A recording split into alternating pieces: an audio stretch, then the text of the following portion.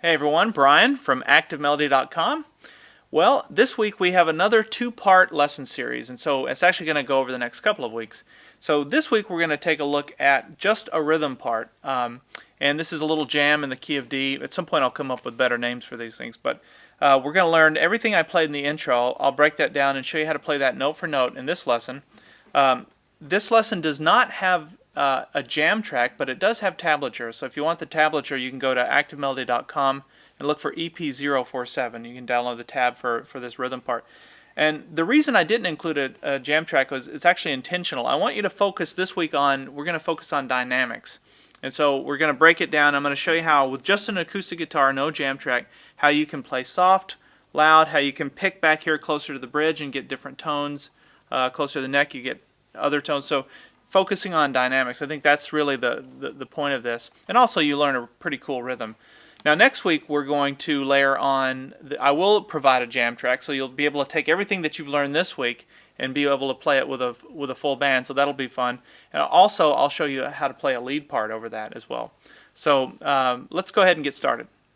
Alright, so as I mentioned in the intro, we're in the key of D for this. And the guitar that I'm playing on is an Alvarez EP047. It's a great little parlor guitar. It's an acoustic. It's actually become my favorite acoustic guitar that I own. And so if you're in the market for a good guitar, a real fine built guitar for a reasonable price, I don't think you're going to beat a guitar like this. So just Google that. It's the Alvarez EP070. There's online retailers, and you can find somebody local, I'm sure. Okay, so the first thing that we're going to learn is this little, I guess you would call this kind of a verse really, but this little groove that goes.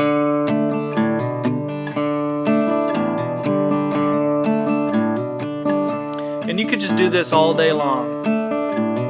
It sounds good to the ear, it's a lot of fun to play, it's very relaxed sounding. I love finding grooves like that, and so we're going to start with the left hand, and then I'm going to show you what the right hand is doing to create that. So with the left hand we start with a D chord, but then we take our middle finger off so that we get this D sus chord. And a sus chord doesn't resolve, it just sort of keeps going. It creates a kind of a mood. And I like that. It works for a groove like this to do that. And so what we're going to do, we got the ring finger down on the third fret, 2nd string, and then pointer finger is down on the 2nd fret, 3rd string. So that's how we're going to fret that. Now, the first thing that happens is a downstroke with the right hand on the 4th string, just the 4th string only. And then we're going to do a down up on, really what you're trying to target is strings 2 and 3. So that when you do the upstroke is always grabbing the 2nd string, like that, on the upstroke. It's important, it's critical that you do that on the upstroke. So like this.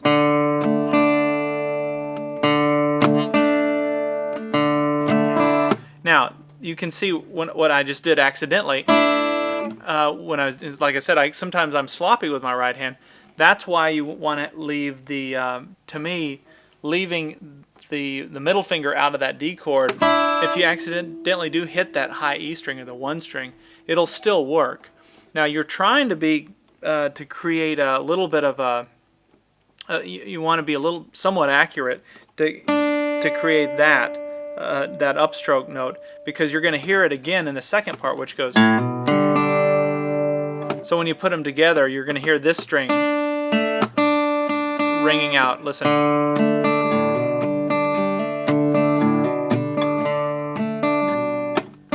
Hear how that note just keeps going?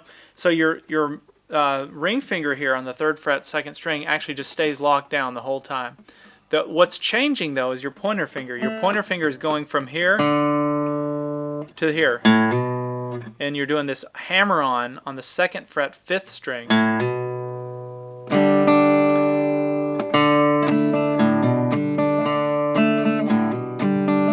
Now, let me back up here. So we start with hitting just the open D string, or the 4 string, as a downstroke. Now we're going to do down, up. On the upstroke is where you're hitting that 2nd string. So, and again, when you're doing down, up, you're really trying to keep your focus on strings 2 and 3. If you happen to hit string 4, that's okay. If you happen to hit string 1, that's okay. But you're trying to keep it on strings 2 and 3 the best you can. And it just depends on the scenario. When you're new, you may not be as accurate as you want to be.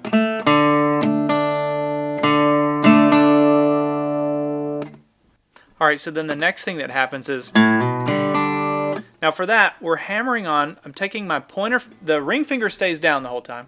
Pointer finger comes off, and I hit the 5th string with a downstroke with the right hand, and then I hammer on with my pointer finger to the 2nd fret on the 5th string. Now, that's the first thing that happens. Then I do a down, up again on strings 2 and 3.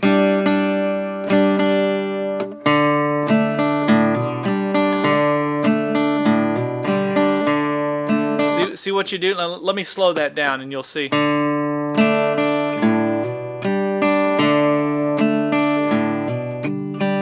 Now, one other thing I should point out that gives it a little bit of the character is when you're doing the downstroke, I'm actually kind of using a little bit of palm muting with my right hand. So in other words, if I didn't do that, you'll hear the difference. It'll sound... It rings out too much, and I think it gets a little cluttery. But when you come down on those downstrokes, if you'll just let this part of your flesh on your hand kind of rest on the strings, you'll get more of a... You'll control the sound a little bit. So start with that first part and just practice it over and over again. Try and get it where it's...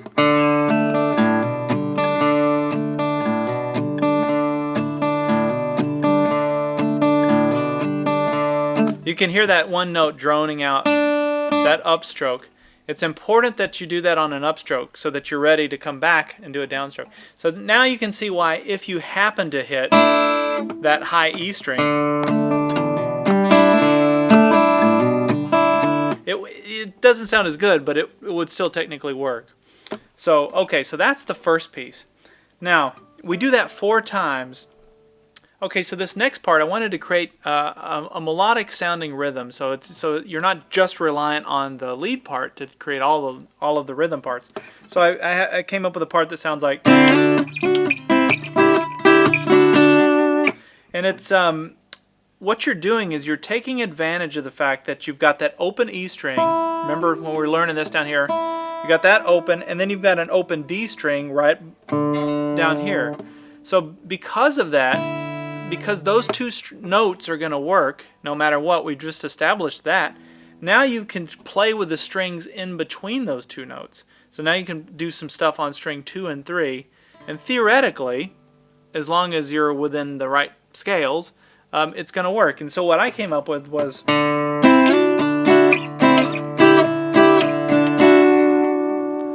this, and you can see that I'm accidentally sometimes hitting the 4 string. Actually, some of that's intentional, but I'm also accidentally hitting that high E string, and that's okay.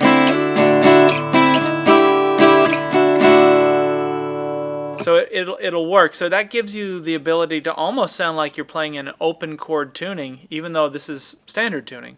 So and actually you'll see that once you fret this, it's actually pretty easy to do. I start on the 5th fret, strings 2 and 3. So I take my ring finger on the 5th fret, string 2, and my middle finger on the 5th fret, string 3. And I fret those 2 notes. And when I play them, I start there. And it's important to fret those as opposed to trying to bar them. You could bar them, but the problem is when you're barring it, this high E string can't ring out, for one. So that's one problem. The other problem is when you come up and play this shape, I think it's easier to transition from this than it is to go from a bar. That's just on my hand, but so there's kind of two reasons why you want to fret these notes. So you start here, I start here on the 5th fret, and then I slide those two notes up to the 7th fret. So just on strings 2 and 3, those are the notes that I'm pushing down here on the 7th fret. So now notice what I'm doing is I'm kind of playing strings 4, 3, and 2 for that, and then I come down and hit 4 again, and then hit strings 2 and 3 again. So slowly, if I were to do that, it would sound like this. Notice that time I accidentally hit the 1 string, and it works. Now we come back down here. So the first little part sounds like this. Now let me show you one other thing. Notice how I'm stopping the strings. Let me do it slowly. You hear that, where I stopped it? And that's to keep the rhythm going. So you have, and I do that in a couple of places, and I'll point it out and make it obvious when I do it. Now after that, then I come up here, I keep my middle finger kind of down on the fretboard the whole time, take my ring finger off, but now, since my middle finger is down, and I'm on the C 12, 11, 10, 9th fret, 3rd string, then I can take my pointer finger and push down on the 8th fret, 2nd string to create that sound. So again, I'm playing strings 4, 3, and 2, but if I happen to hit string 1, it still works as well. So we have, and I play that twice, and then I come back to the 7th fret. So let me do that whole little bit. I'll do it up to tempo so you can hear how it should sound, and then I'll do it slowly. So we have, hear all the little stops in there?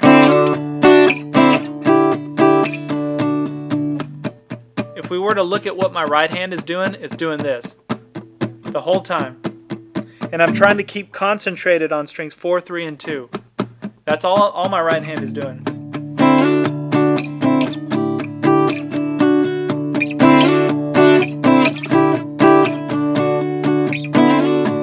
Notice the first time I skipped a stroke, but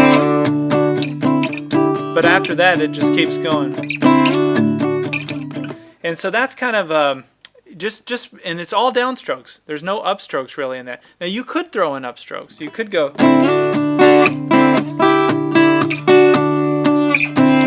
if you wanted to. It doesn't sound as accurate that way. I think there's some control that you get. And you're kind of, on those downstrokes, you're kind of always including that open 4 string or the D string. You'll see that in the tablature. It'll make more sense when you look at it in the tab. But just practice kind of being able to have the control with your right hand, even with nothing on the fretboard. And you can see I'm just resting my hand back here. A little palm muting is going on as well. But you're trying to control your picking so that it originates on the 4th string. But then you can jump up and grab strings 2 and 3. Alright, so this next part comes down here and goes. And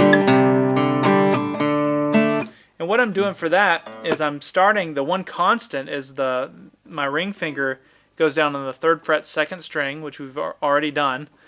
So that stays there. My pointer finger comes to the 1st fret 5th string. And so we start by going, and I'm playing strings 5, 4, and 3.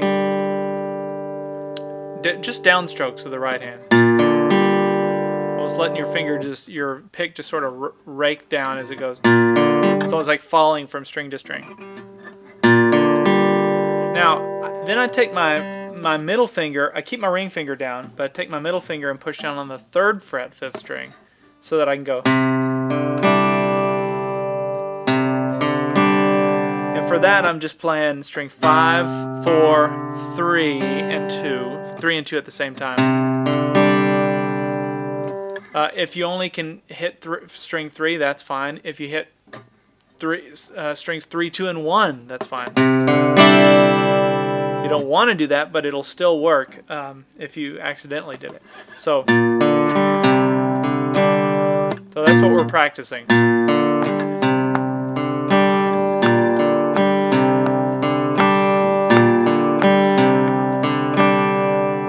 Okay, so let me put the former part together with that part. So we have.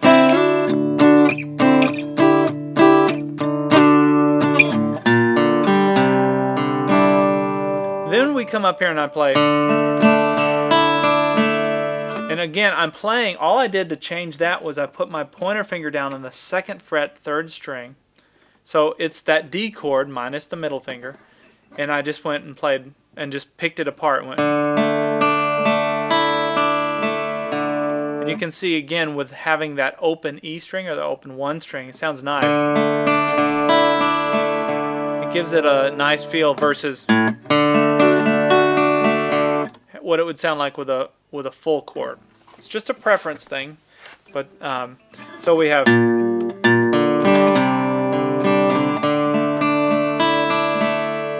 So when I'm picking those notes, it's 4, 3, 2, 3, 1, 2, 3, 4. You don't have to be super accurate, but that's what you're shooting for. So even if you went, and just did some downstrokes, that's fine. But so you have options, I guess. If you find that it's hard to be super accurate at this stage in your learning, then do whatever you can do. The one rule of thumb that you always want to stick to is just make sure that if you've got a rhythm going, don't break the rhythm if you're trying to learn. So it's always better to even play at half the tempo that you're comfortable at, as long as you know you can keep on it, and whoever's listening can keep their toe going, tapping their foot or clapping along or whatever. It's when you break rhythm that it becomes glaringly obvious that something isn't right. If the rhythm keeps going most of the time, probably 80% of the time, somebody won't even know if you missed a note or not. So. All right, so what we have thus far is we have now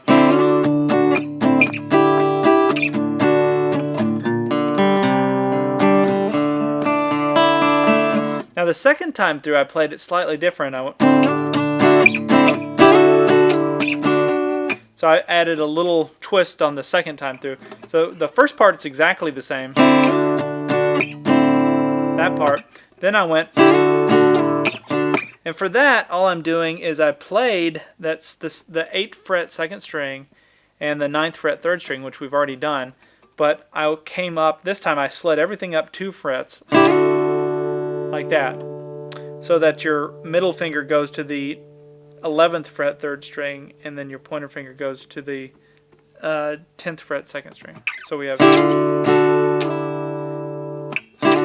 and I'm playing strings 4, 3, and 2 again. You can hear that D note ringing out. So you slide up there, back down to where you started, and then back to the 7th fret where we're going to fret 7th fret 2nd string and 7th fret 3rd string.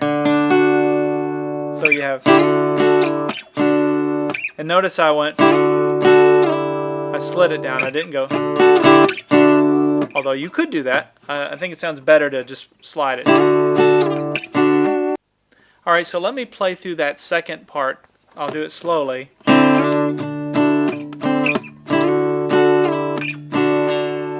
Okay, now after that, I came back down here and went and did that part again. Now the difference is, this time through I went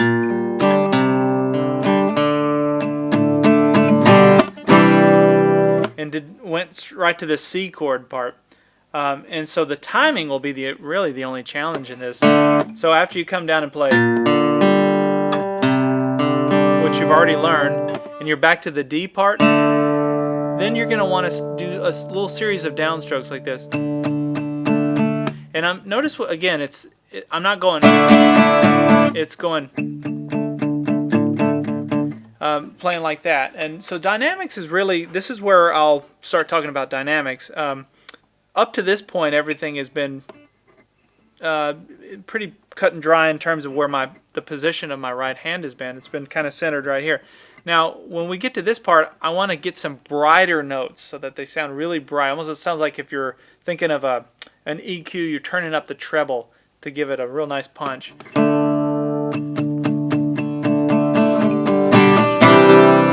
Now notice, if you pick back here closer to the bridge, you get this real bright sound, versus if you pick over the hole, it sounds much deeper. So if you think about it, what you're doing is you're dialing in bass, mid-range, and treble, just like you would on an amp, but it just depends on where you strum it. So I wanted to just mention that because I haven't mentioned that in lessons before, but where your hand is gives you a very different tone. And so tone is a lot of what makes you sound good or bad. So let's get the fretting down first, and then I'll go into kind of the positioning of the right hand. So once you get to the D part, I do. So what I'm doing there is I'm coming down and playing. I'm keeping by the way, the ring finger on the 3rd fret 2nd string stays, as it has in the past. It stays down. So then I come down and I play the 2nd fret 5th string, and then I play. Then I put down my middle finger on the 3rd fret 5th string. And while I do that, you can or cannot do this. This is totally up to you. Because sometimes I do it and sometimes I don't. For consistency's sake, I'm going to teach you how to do this. But I put my pointer finger down on the 2nd fret 4th string to kind of create a little more of that C chord. Now if I didn't do it, it sounds like that. If I do it, so it's a subtle difference. But and the only reason I can show you the two ways is because some of you will be newer to fretting, and so it may be more of a challenge to try and do it quickly to get more of a proper C chord. So it's up to you how you want to do it, but that's what I did. And so with the right hand, I'm playing a downstroke, stopping the sound, and then playing another downstroke to get the notes. So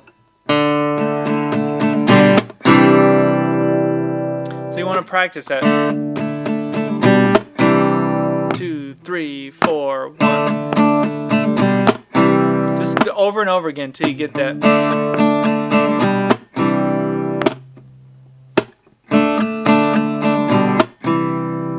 And my fingernail is actually clicking on the wood a little bit, which is actually obnoxious.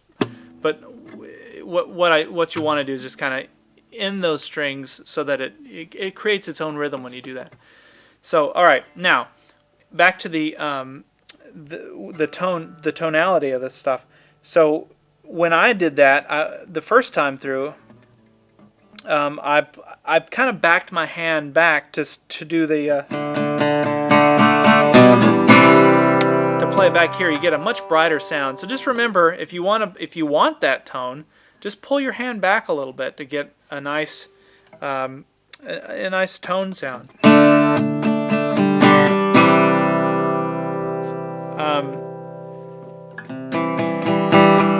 Now after that, with the left hand, then I come back to that where I'm fretting the 2nd fret 5th string,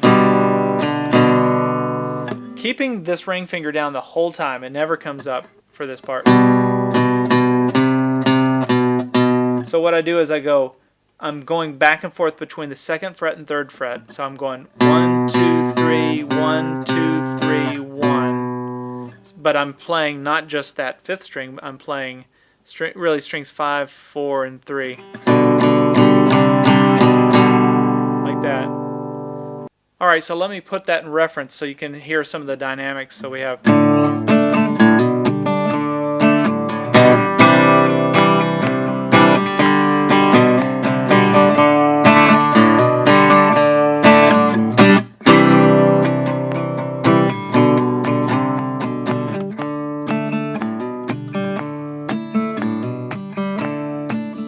you can hear how when I came back to what we played in the intro, my hand just sort of creeped back, and I got back to that sort of mellow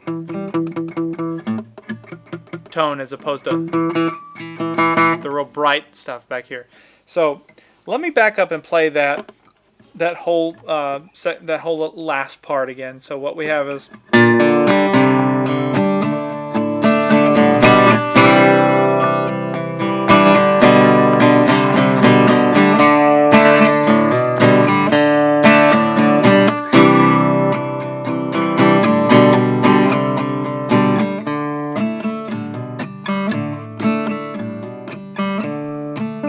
And then you're right back into position. All right, so we repeat this part twice. So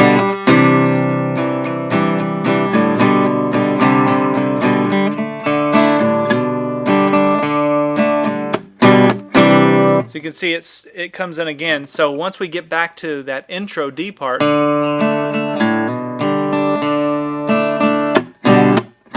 it's right there. So let me do that slowly.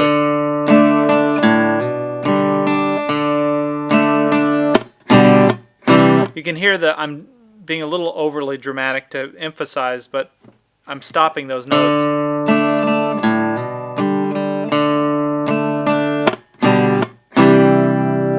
And that's it. It stops it, and then you play the first part, which is this, and stop that again, and then let it ring out. So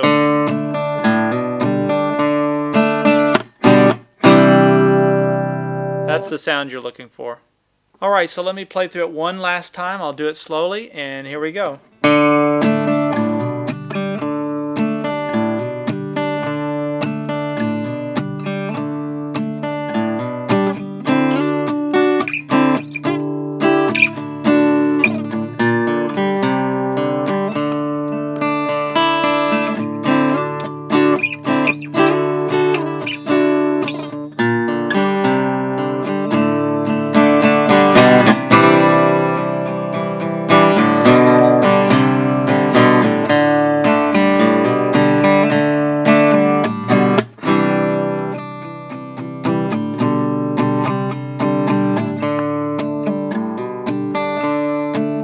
Alright, well that's all I have for this week. Make sure you come back next week and check out the lead part that we're going to be layering on. Also, the jam track will be available next week. If you haven't liked me on Facebook, you can do so at facebook.com/ActiveMelody, or you can follow me on Twitter at twitter.com/ActiveMelody. But the best option is to come to ActiveMelody.com and join our ever-growing community of guitar enthusiasts. So we'll see you next week.